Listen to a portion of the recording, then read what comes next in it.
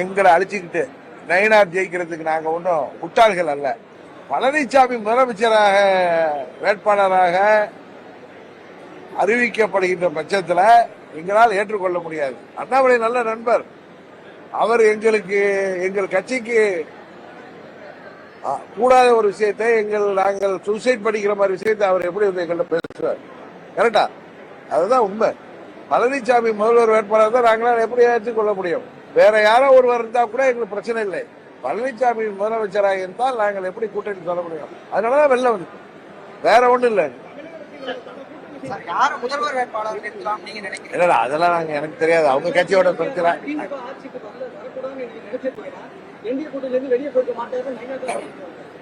எங்களை அழிச்சுக்கிட்டு நயினார் ஜெயிக்கிறதுக்கு நாங்க ஒன்றும் முட்டாள்கள் அல்ல.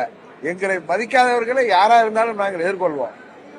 நாங்க அதான் கேட்டல, நாங்க எங்களை அழைச்சிக்கிட்டு யாரை எதிர்த்து எந்த துரோகத்தை எதிர்த்து கட்சி ஆரம்பிச்சோமோ அவங்களோட நாங்க நிக்கணும்னு நயினார் எதிர்பார்த்தால் அது அவரது மனநிலையை தான் காட்டுகிறதே தவிர அவர் நாங்கள் வருவதே விரும்பவில்லை என்பதுதான் அவருடைய பேச்சு காட்டுகிறது. சும்மா வெளியில கூட்ட பன்னீர்செல்வம் அன்றைக்கு அவரை வருத்தப்பட்டப்பா என்னிடம் பேசி இருந்தால் அப்படின்னு சொல்றார்.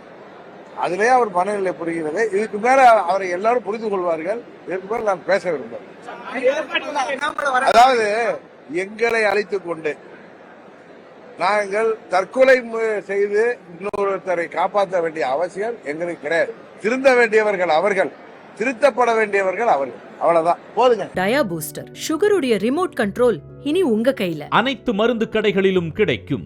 செய்திகளை உடனுக்குடன் தெரிந்து கொள்ள கீழ்கண்ட கேபிள் மற்றும் டிடிஎச் நெட்வொர்க்குகளில் எம்நாடு செய்தி தொலைக்காட்சியை காணுங்கள். பாதகம் செய்பவரை கண்டால் நாம் பயம் கொள்ளலாகாது பாப்பா.